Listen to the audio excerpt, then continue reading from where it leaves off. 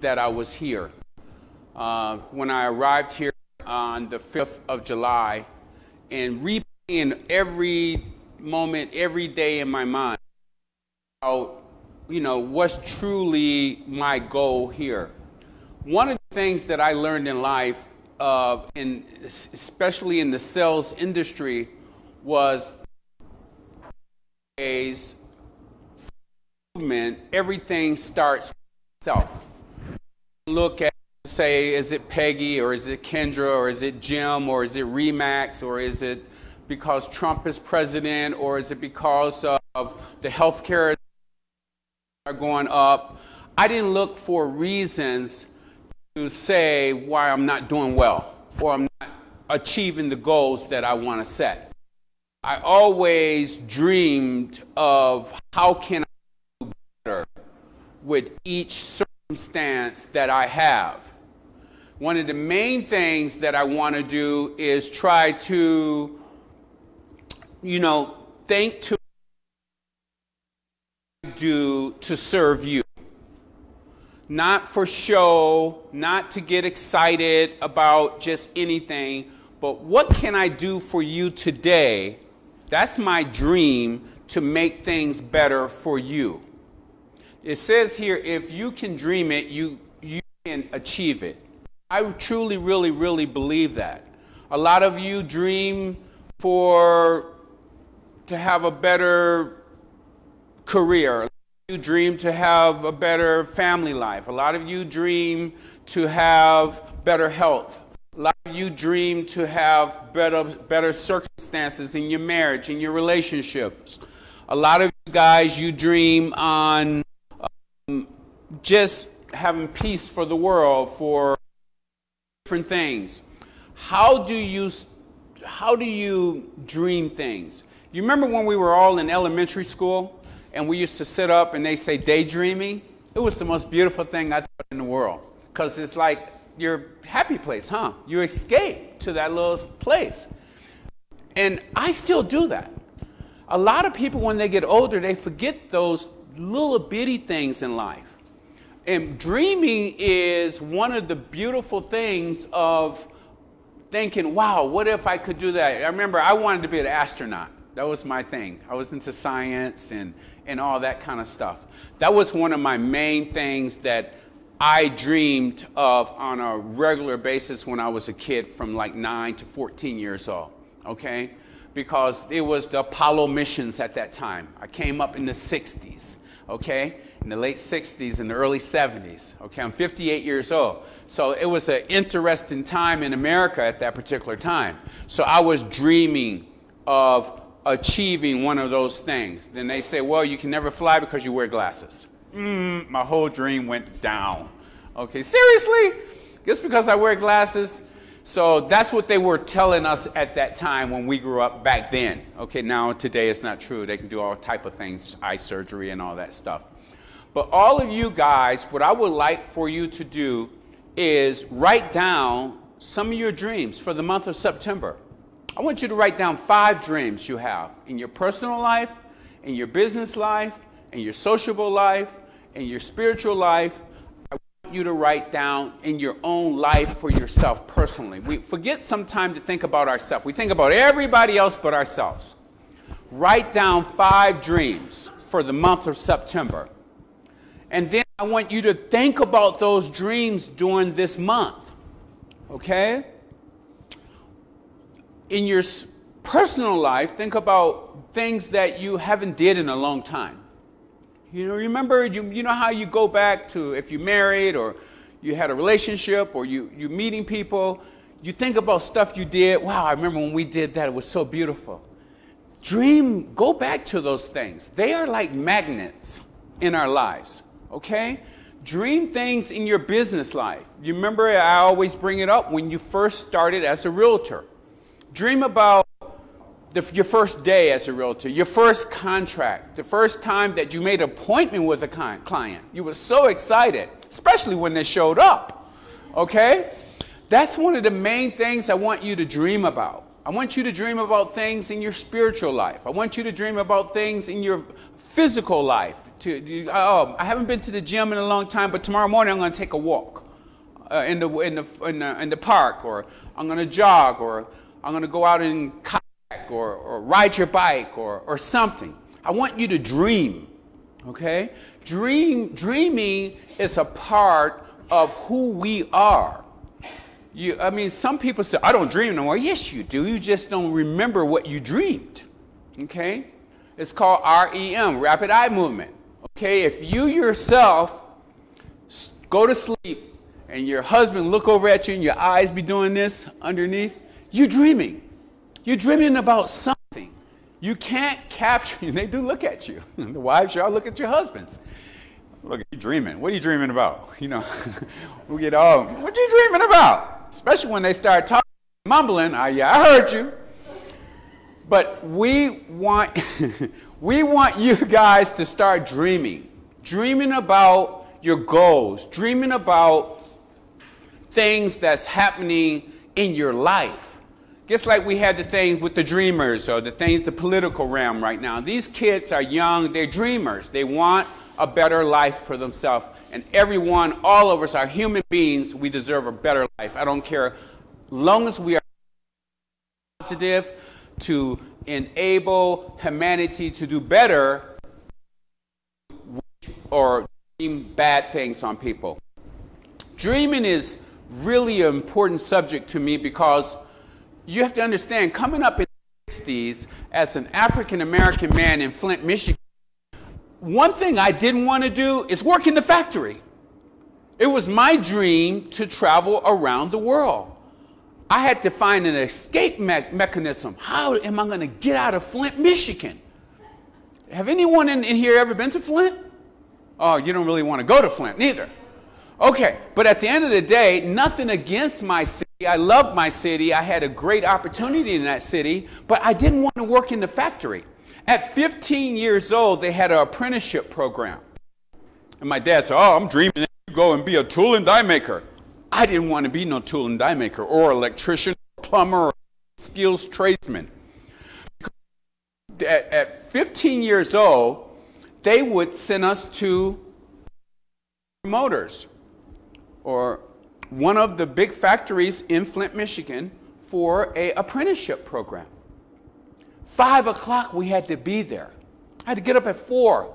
15 years old trying to get up at 4 o'clock in the morning. That's a very difficult task. So we would get there and you could smell all the metal and stuff and the chemicals. It wasn't my scene. And after the first 6 months in an apprenticeship program in General Motors in tool and die, as a tool and die maker, I swore I started dreaming about escaping, how I'm going to Michigan. That was my new dream, how to escape Michigan, Flint, Michigan. So I went to school. I was in the 10th grade, then the 11th grade, in the 12th grade, and then I seen the sign, Uncle Sam wants you. Never seen a sign like that before. And I said, whoa, he wants me? So me being very naive and a dreamer, I went and signed up. I couldn't sign up because I was 17 years old. I went and I did the best sales job ever on my mom. I said, Mom, I'm not here anymore. I got to get out. And my mom, after hearing this for days and weeks and weeks and weeks and months, my mother went behind my father's back. Ooh, that started World War III, and signed for me to go in the U.S. Army. After I signed, there's nothing my dad could do. My father was a union guy. He was the president of AFL-CIO for the whole state of Michigan. Very powerful position, had 5 million people in his union. Okay? So you can imagine the speech that my mom and I heard for the rest of the life. You messed him up, you know. No, she didn't. She did not mess me up. My mother really, in hindsight, helped me fulfill my dreams to travel. First place I went was El Paso, Texas. That was my duty station. White Sands Missile Range. and I was in missiles, okay, air defense artillery. And it was the greatest duty station. I had the border of Mexico, and I was in Texas. You could, as a 17-year-old boy, you could better. So I spent most of my time dreaming about Mexico. Wow, going over in Mexico. I used to love spaghetti westerns. I used to love the horses and just the life in Mexico that it was portrayed to us on the television and on movies. It was my dream to go and travel. Now, I first went to Mexico. I was so happy. I wanted to eat a taco. And it wasn't that I was accustomed to. Lettuce and tomatoes and the way we used to hard shells and all that stuff. So when I got to Mexico and they threw a little piece of meat in there and gave me a lime and all this stuff, I said, what's that? That's not no taco. I've been waiting to get to Mexico to get a real taco, and this is it? So that really was funny for me when I first got to Mexico and I seen really what they meant by what a taco was. Then I spent 6 months in basic training in my AIT school in El Paso, Texas, and Juarez, Mexico. After that, I got my orders. My dreams really came true. You are going to Germany. Wow! I picked Hawaii, Germany, or in another place I don't remember. But those was the two, and I got Germany. I was so happy. My mother would start crying, oh, the boy's leaving, they sending them overseas. My dad, you know, and so they gave me the nice little send-off, took me down to the airport. I flew over to Germany, and I was like completely thinking the whole time, wow, this is beautiful. I got to Germany, in 6 months' time, I learned German. I found my gift. I had a gift for remembering anything what people say. Total recall. I think that's what you call it. So within 6 months, I learned German. I could not believe it.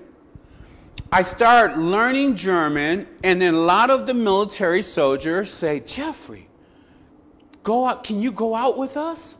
Because you can talk to the German girls, we can't. That was my new source of income, $20. I would charge them. You think I'm joking? Serious. I would charge them $20. I would go out with 2 or 3 of my friends and charge them $20.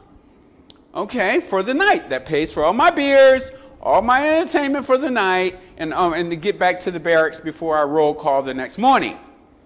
So what I'm trying to say, go back to dreaming about what you want. And if you start dreaming it, you can definitely achieve it. Dreams are very, very important. We have stopped dreaming. We stopped dreaming in this country about how we can make things better for each other. We have to dream. It's very, very, very important.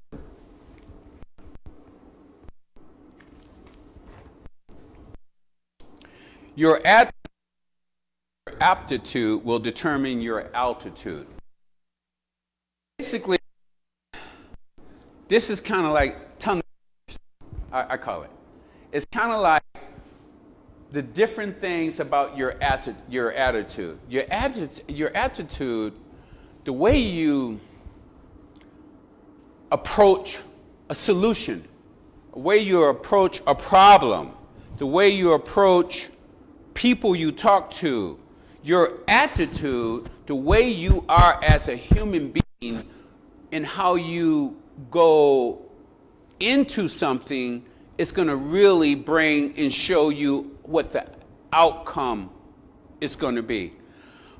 Most times they say 90% of the things is, 90% of the problem is what happens, and 10% of the problem is the solution. It's how you approach it in your attitude is based on what the outcome will be. You ever, I don't know, a lot of you guys have children. You can approach your child with the attitude where you say to them, you know, hey, how's things going in school? Or if they do something wrong, you can come, as we say, ways at them, screaming at them, hollering at them, or scolding them, and you're probably not going to get a good result. You moms will probably know that. So moms are very tactful in this area with their attitude. I think women have a better they have a better attitude than most people, because you guys approach a situation with your attitude a lot different than a lot of people do. Because you know from experience what type of result you're going to get from how you approach it. And so when I look at women and their attitudes, how they approach a situation, I study people. I sit back and watch and say, okay, wow, I watch how she handled that. You know, they have all these closings in here all the time. And I'm sitting back watching. Right next to that little room over there, and I hear a lot of stuff. And I'm watching that. I'm learning from different realtors come in here. Oh, I heard how he answered that question. That makes sense. I don't know nothing really about real estate as you guys.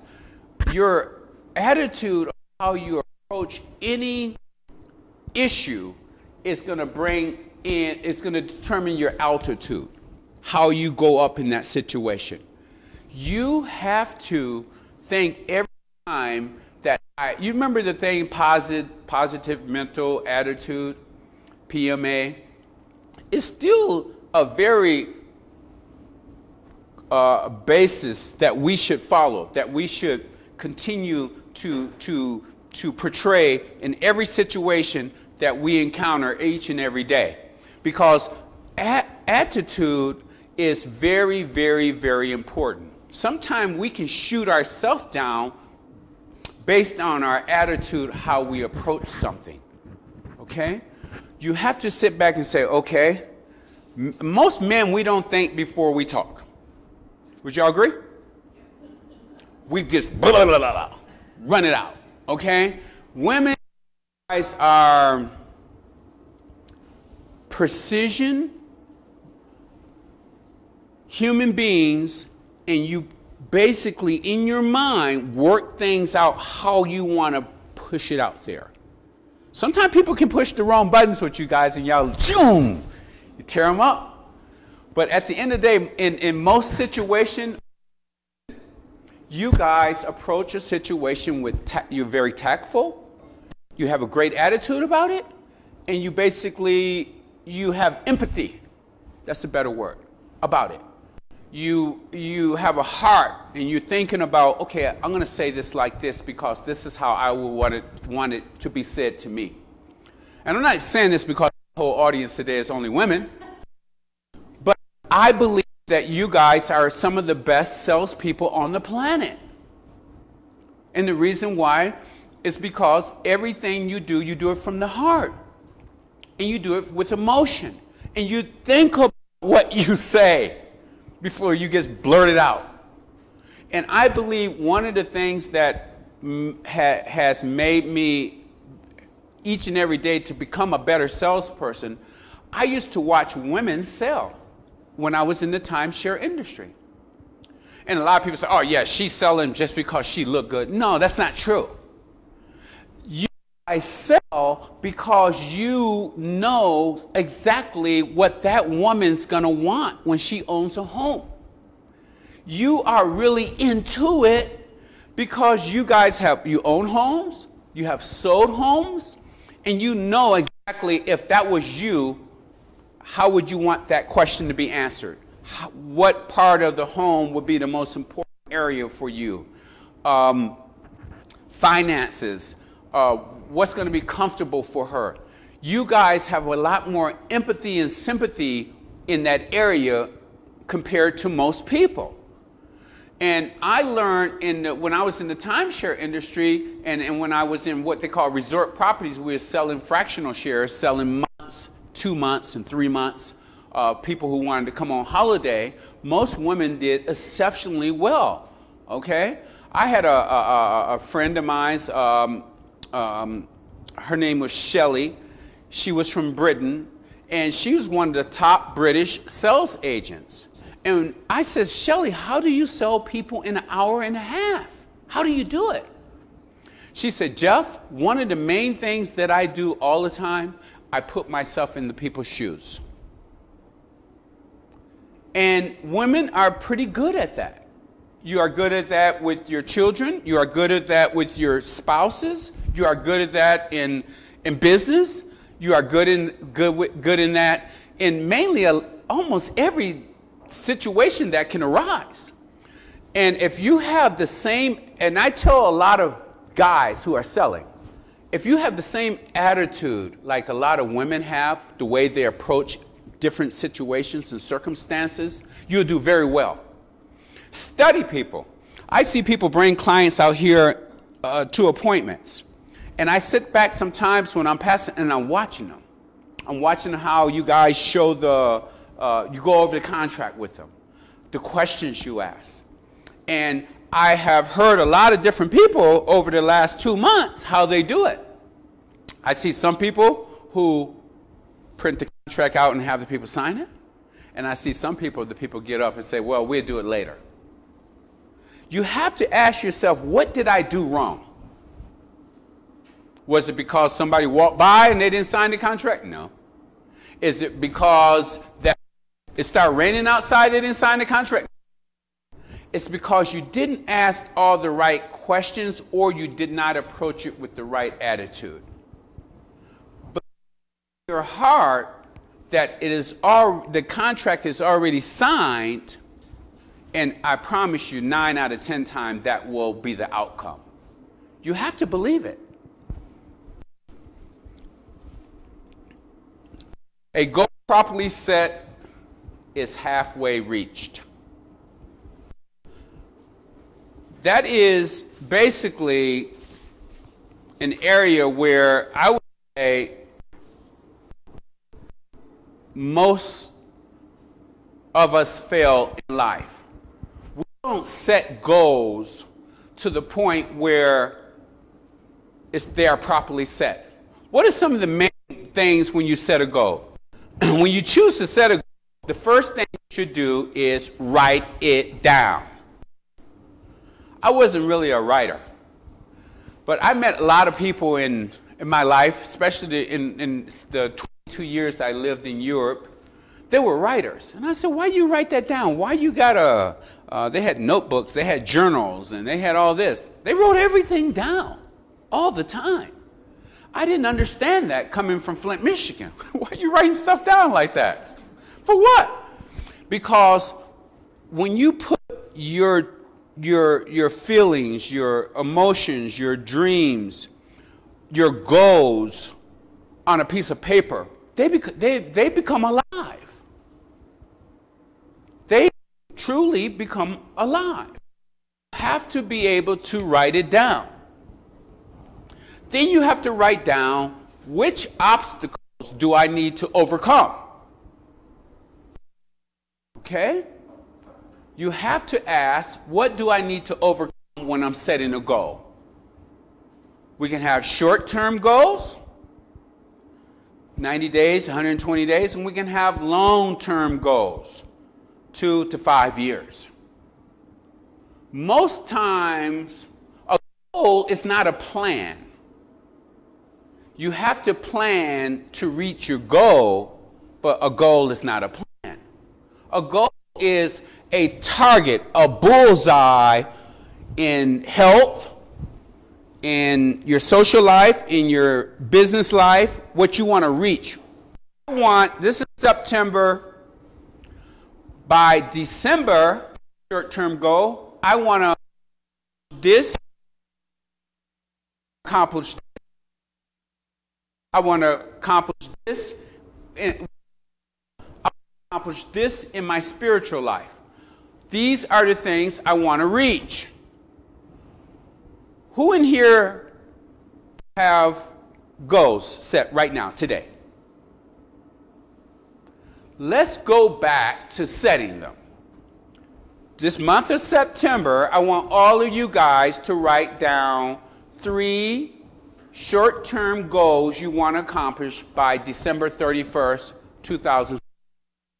And I want you to write down 2 long-term goals you want to set by the end of 2018 of December.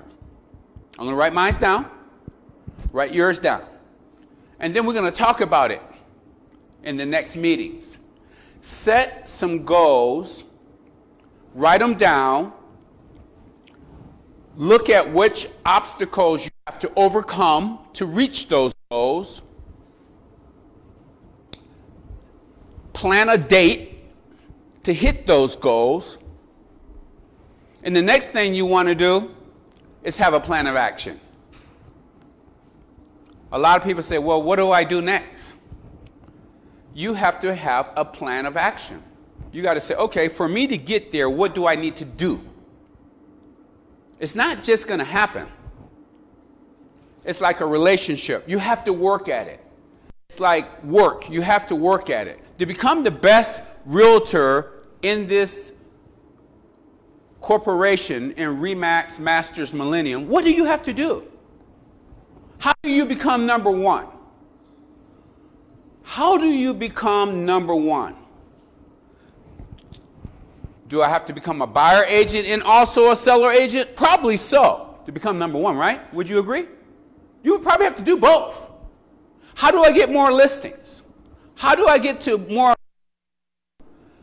Do I have to talk to 5 times more people than I'm talking to now? Every time we get up and walk outside this building, outside our what we call the comfort zone, you have opportunities. I talk to everybody. You guys would believe that, right? I'm at the gas station, 7-Eleven. If I'm in the movies, my woman, shut up. Nope. I can hear Isabel now. Shh, baby, they're trying to buy a house. You gotta be able to, every time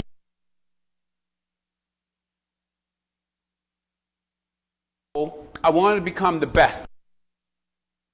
By becoming the best, in reality, what does that really mean? You are really saying, I'm going to serve more people. That's all. That's what the best means. I am going to serve more people. I think Bob Dylan had a song, you got to serve somebody. He had something like that, but that was crazy. But service is something I believe that we always ask, what are we here in this planet, in this world, in this universe for? To serve each other. It's that simple. I'm 58 years old. That's the only answer I could come up with. We are here to take care of each other. Serve somebody. Every time you go out that door, it's going to be an opportunity. Every time you walk down the street or anything you do, any kind of event, people say, well, why are you talking business here? Seriously? People want you to tell them what you do. How many people you think that know you don't really know what you do?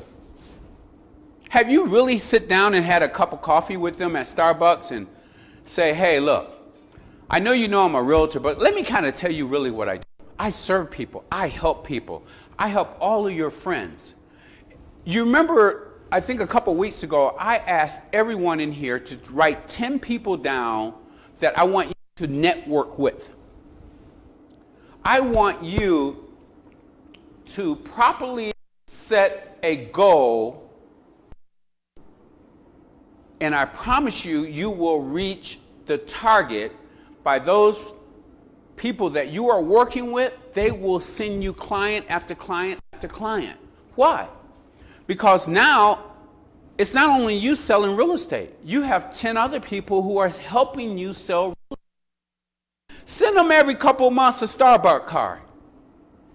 You can do that, right? Under Dora, right? You're not getting anything. Starbucks card for $10 or something. They will appreciate that little gift. Because now they're going to say, you know what? I got this girl that all of them work at it. All of them, their circle of influence is between 10 to 25 people and family members. I want you guys to get 5 people the month of September that's going to help you in your real estate business. And you're going to ask them, look, you know, like, I want to become the #1 person to serve people and to help people. I need you to help me. Can you do that for me? And most of the people who love you and care for you and your friends are going to say yes. What do I need to do? Here goes a stack of cards. Put them to work. Huh? You like it? Here goes some cards. That's dedication. That's serious. And a lot of them will say, you know, okay, I can do that for you. When you're at work, keep them in your desk, and you hear somebody talking about they want to buy a house or sell a home or anything like that, can you please hand them my card? And I promise you, they will do that for you. I want everybody to order you a whole box of cards if you don't already have them. And I want you to get you 5 people the month of September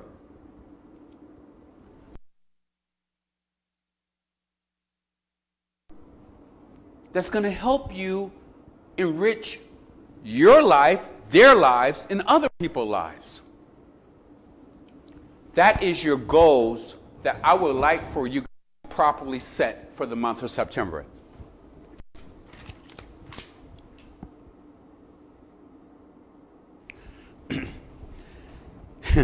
This is one of my favorite. If you go looking for a friend, you're going to find they're scarce. If you go out to be a friend, you will find them everywhere. Do you guys agree with that? You remember you watch some of those movies and stuff like that, and people say, oh, well, I can count the number of friends on one hand. Because they went out looking for friends. You got to go out and be that friend to people. To be a friend means being with that person through thick and thin, having love, patience, and endurance. And friendship is a long distance marathon. You're going to have ups, downs, sideways. We're going to have people that we spoke to that we're not talking to anymore. You're going to have a lot of different obstacles that occur in friendships. What type of friendships do we really want to, let me rephrase that. Better yet, what type of friend do we want to be? I can sit here all day long and criticize people. Right? I can find something, we can find something out about everyone to say something about them. We call that poison. You're not poisoning them, you're really poisoning your insides yourself. It's not any type of spiritual, physical, or emotional, or psychological food for us. Find something to say good about everybody. If you don't like them, learn how to love them first. And then you will like them later, I promise you. I don't like that person. Well, start loving that person, and I promise you'll like them. You know, they say you know, we are in a very close circle. And I've been watching that thing called our DNA 23andMe. It comes, the commercial come on all the time, and how that we are mixed up with everything on the planet. You're not Irish, you're Japanese. But at the end of the day, we have a little bit of everything in us. We have a little bit of all of us in us. Do you guys believe that? I don't just believe that I'm African American. I believe that I'm mixed up with a whole bunch of stuff. I know my great-great-grandfather was a Native American. He stood about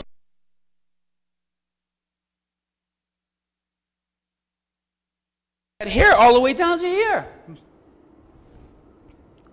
I didn't ever know that until when my grandmother showed my mother pictures, and I said, "Who's that dude?" "That's your great-great-grandfather." "Wow, he's an Indian." "No, he's Native American. We didn't know that back then in the 60s. says, no, he's Indian. But at the end of the day, you know, we learn in life is go out and become a friend to people. People love to buy from their friends. You know, sometimes I talk to people on the telephone and they tell me that I already got a realtor and she's my friend. Okay? It's kind of hard to overcome that objection. Wouldn't you agree? And I wouldn't even tell her to move her business to someone else. I'd say to them, you know what, that's really sweet of you. Do your business with your friend. Because if I was speaking to some other person, and that friend may even be you. She didn't mention the name. I don't never know that, do I? Become friends to people. Learn how and be a friend. And you're volunteering, when you're volunteering. Look at the and I was watching some of the shots from the news agency of Hurricane Harvey and how all those people were affected and how each of the neighbors were all being friends to each other. That touched my heart. That's how we should be every day with each other.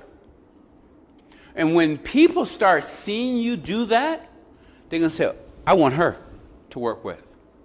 Because I see her, everything she does it as a friend to help people. People watch you, if you believe it or not, all the time. Do you guys believe that? They're not stalking you. They're watching. You know what most people look for? Some people look for people that they see the good in you. They are emulating. They want to be like you. If you believe it or not, a lot of people want to be like you guys. A lot of the young ladies in your communities, they want to be like you guys. They see the cars you drive. They see the houses you live. They see the lifestyle you have. They want to be like you. Leave a legacy for them to, wow, she's a friend to everybody. Everybody wants to be around her. You want.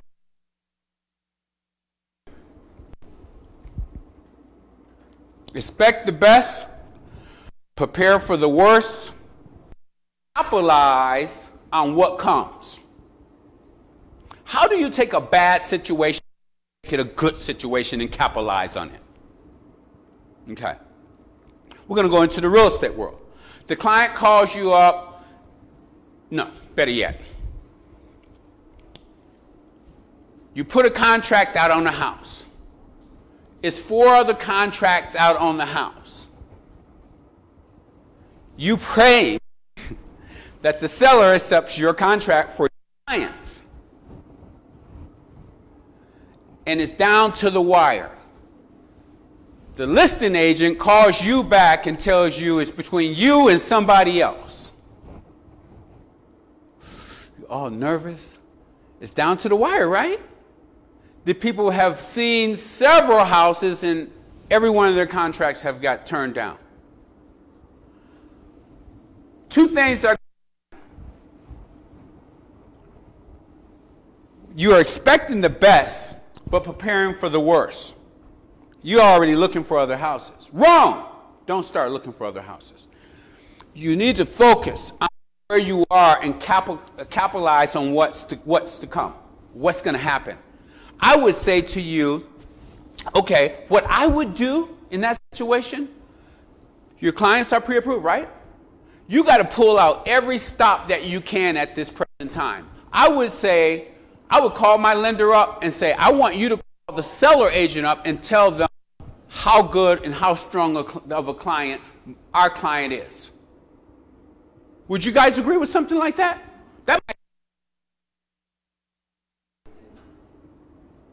I would use that technique each and every time when I have a close contract, and I would put the lender to work. Earn your bloody money. Fight for our client. And that's what they should do. There's a lot of mortgage companies now. They are calling up the seller agents and the contracts and getting them up. I learned that in a couple of lending institutions where I learned. And I say, wow, that's a pretty good, I like that. That makes sense. You're not only hearing it from the buyer agent, you're hearing it from the lender that the buyer agent represents.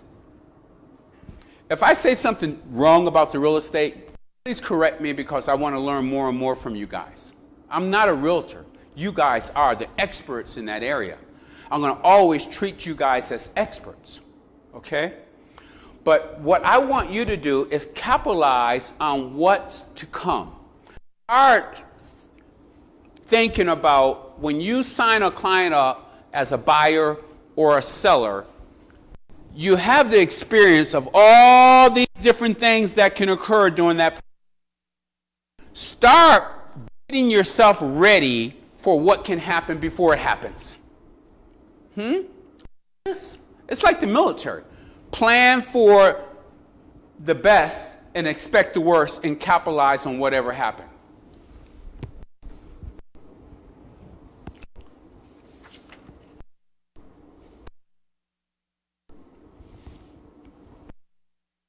I heard this one a lot.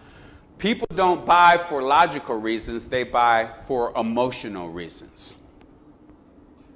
I said before when I was speaking with you guys is that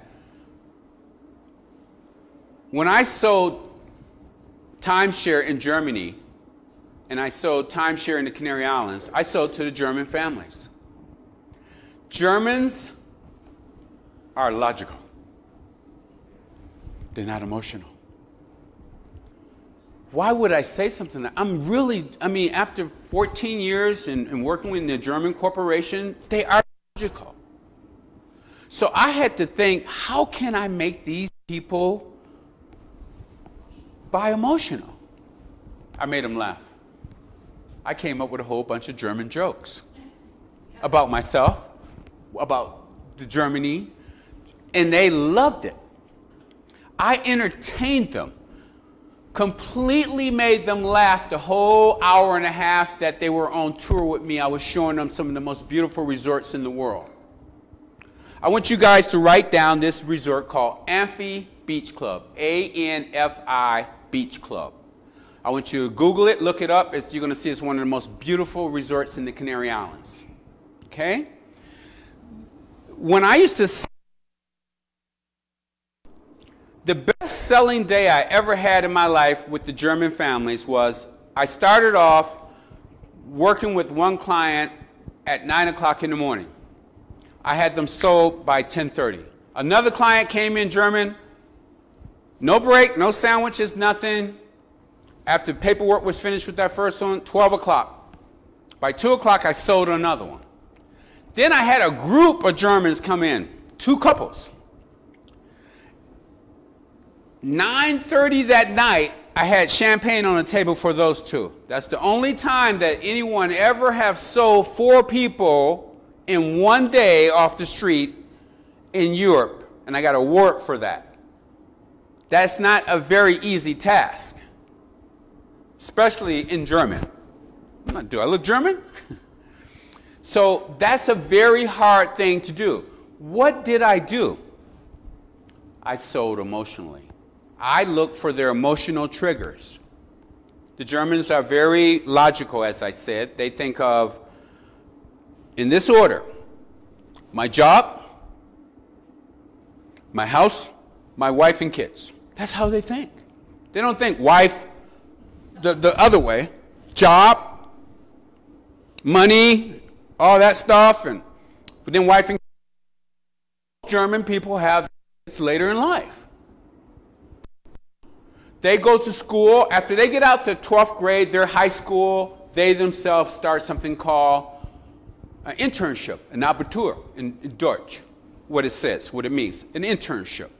They go, before they go to college, they go 2 years to a prep school. You call it prep in America school? Is that correct? A prep. They prep them. A prep school. They go to college for 4 years. So they got 6 years of college before they even get on the workforce. A lot of what the German people do in Germany, it's a socialist country, what they do, they have to volunteer for 1 year in the military and they get their school paid for them. That's what we should do. They don't have no student loans. Makes sense. You do 1 year of volunteering as a student in the military, at the hospital, or the Red Cross, your school is completely paid for. I think that's fair. So at the end of the day, they are very logical people, but I had to find a way to sell them emotional. I made them laugh all the time. I used to meet German people, they could not believe it was coming out my mouth. One guy said, "How are you speaking German? It's impossible." And I told him, he said, "Where are you from?" I tell him I was from the Black Forest in Germany. They would laugh there. They would break out laughing. Ich komme aus der Schwarzen Wald in Deutschland, man.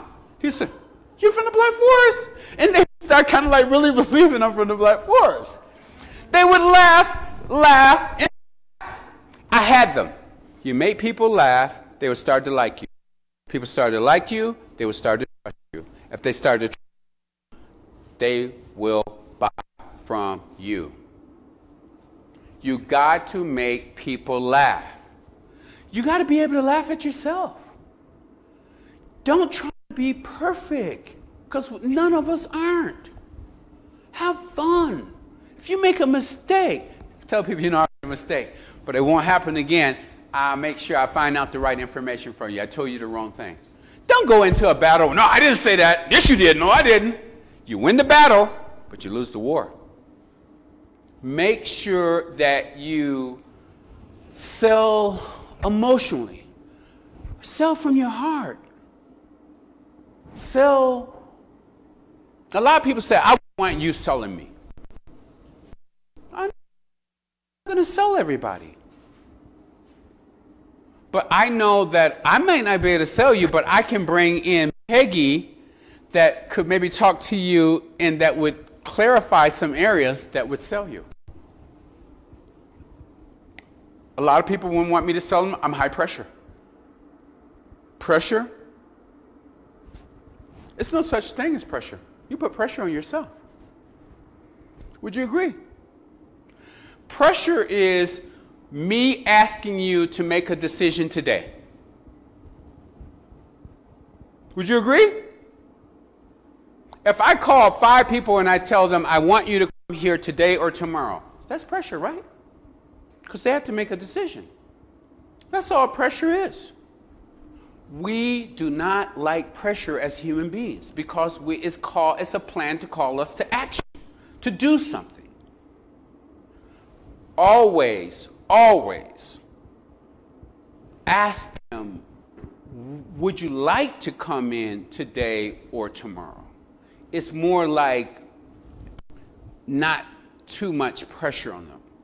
But if you don't apply the right pressure, most people will never ever make a choice or a decision. Would you agree? If you don't ask them to buy a house or put a contract on a house, a lot of them, they keep looking. How many times you have, what is the longest, I should say, that you have shown homes? Tell me, what's the longest you ever showed one person a house? Somebody say.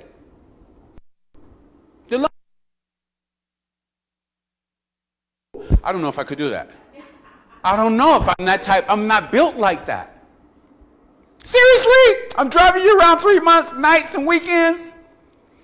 You guys should raise your hand and pat yourself on the back. Ain't too many people in the world can do that. I've been having a nervous breakdown by then. Seriously? I got to show you a house again? What was wrong with the last one I showed you? Right? You guys have a certain talent, skill set to do that.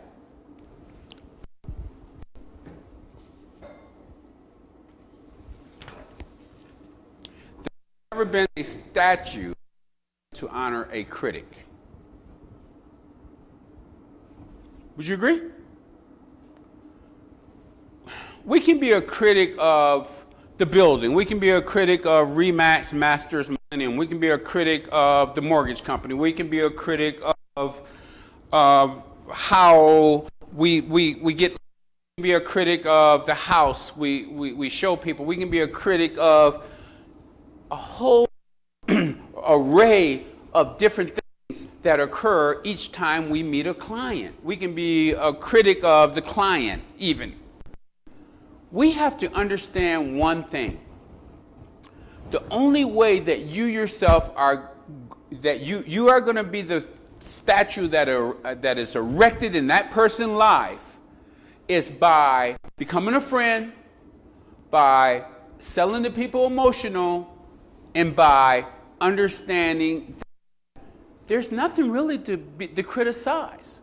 Do your work before you show a house. The reason I think sometimes people, and I may be wrong, show so many houses is because the people do really what they wanted. That's what I said. They think they know, but they really don't. I mean, what happens when a person says, that's the house? Is it magic? I mean, what is it? I really don't know. It's a house is a house? What is it? It's a neighborhood? It's because the kids was or down the street? What is it?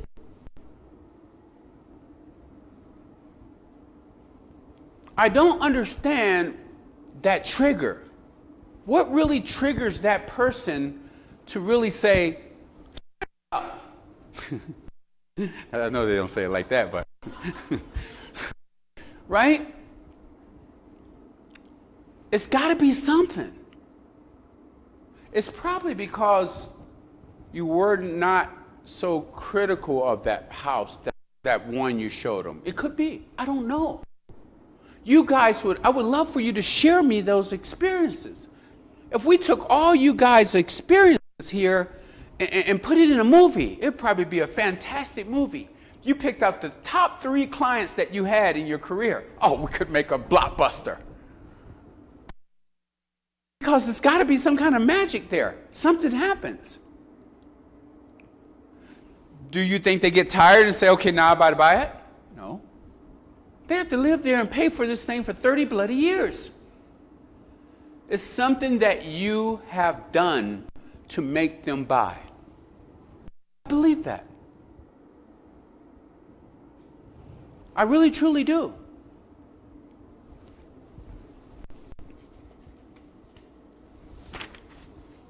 People often say motivation doesn't last. Neither does bathing. That's why we recommend it daily. I mean, it's a little hard, but it's the truth. At the end of the day, we have to do our hygienes sometimes a couple times a day in the summertime because it's hot, on a daily basis.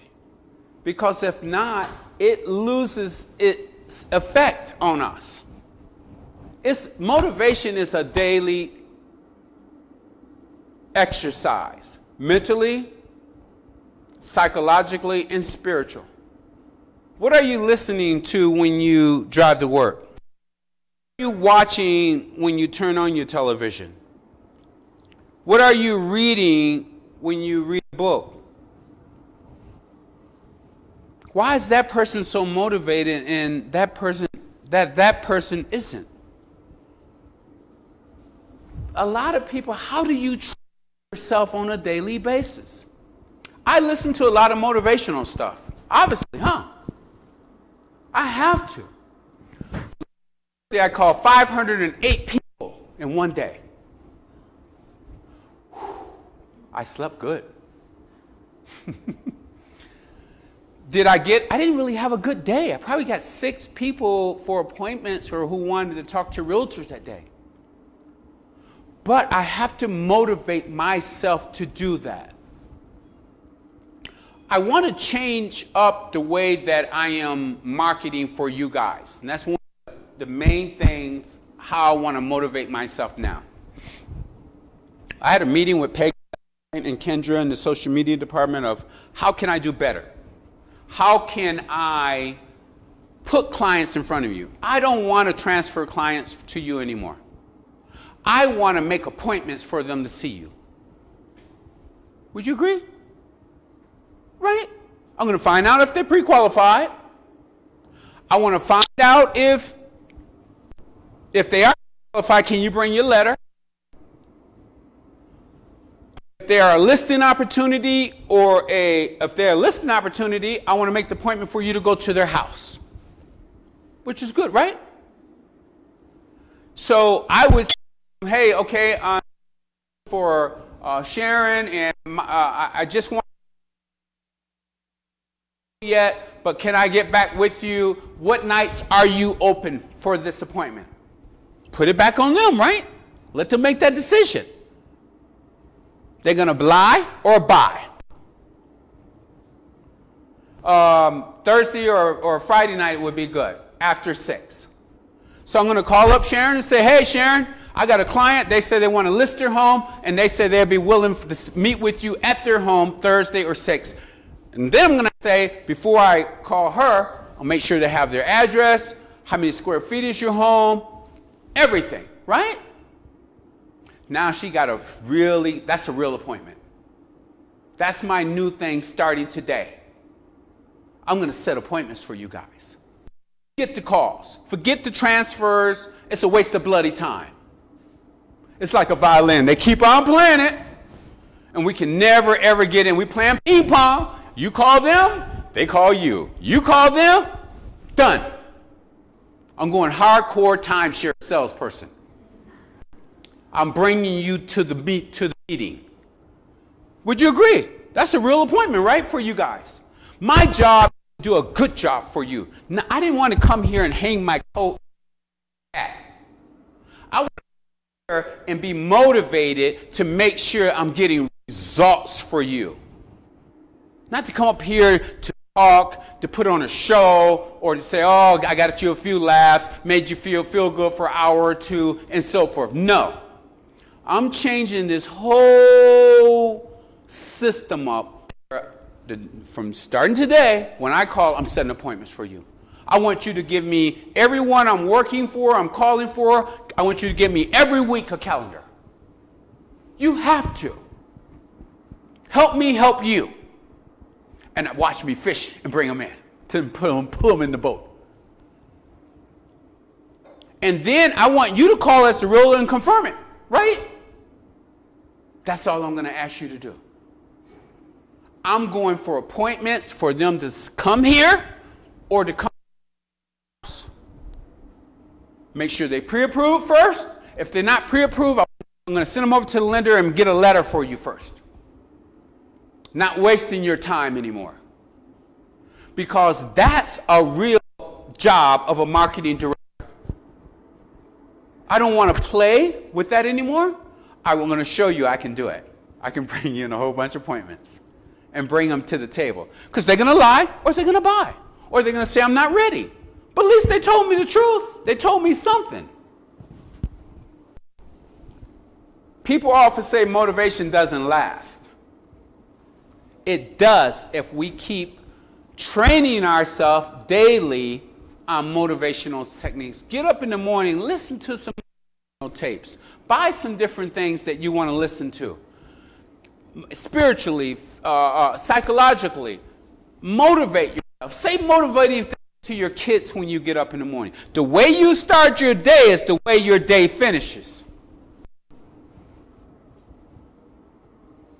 Start your day on a positive note. If you get up and you're grouchy, go back to bed, go to sleep and wake up and get up on the other side of the bed. Try it all over again. You might be late, but you're going to come to work with a better attitude. You have to be able to start your day on a positive note. Tell somebody you love them that day. Tell your kids, hey, I'm so proud of you. Just say something good. What you send out, you get back.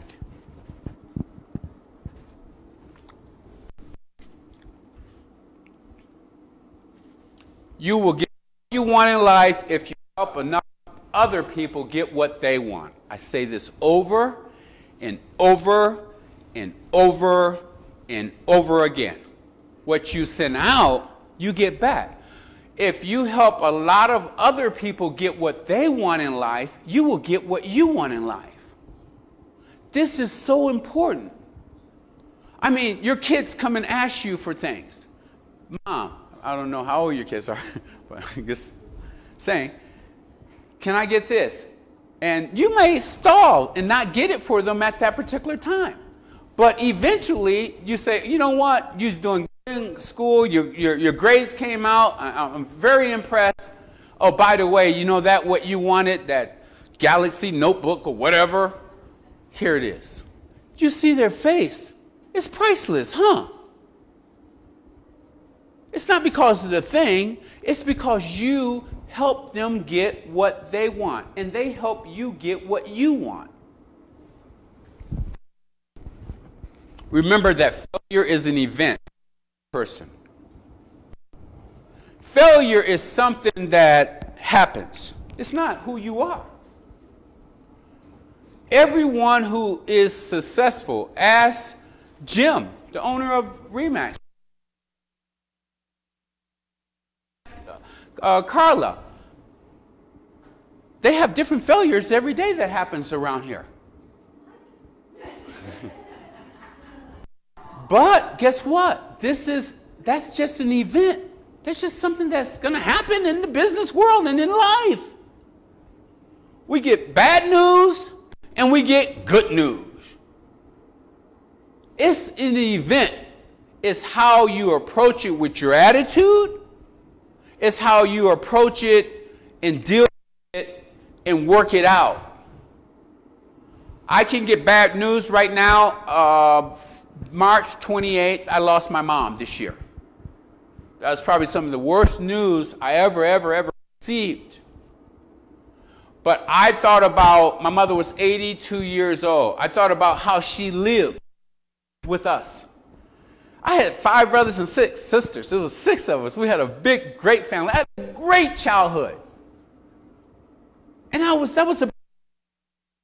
lot of people didn't have a good childhood. I hear stories. I watch movies. I'm blessed to have the mother that I had. She was good to us.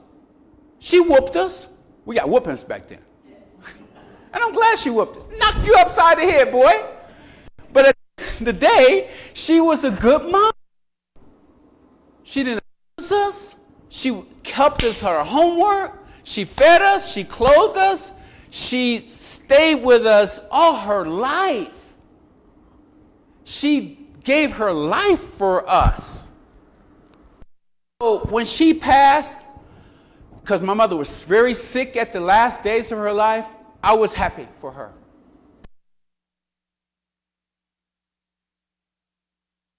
In the last 6 years of her life, in pain.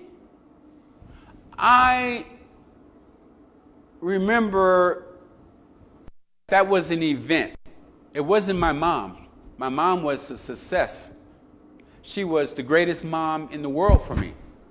So remember that failure is an event. It's not who you are or the people who you are around. You have winners, you have losers, and you have people that haven't learned to win yet. And the 3 types of people you have in this world. I want to thank you guys for attending Wednesday mornings Motivational Talk. God bless you guys and thank you for your time.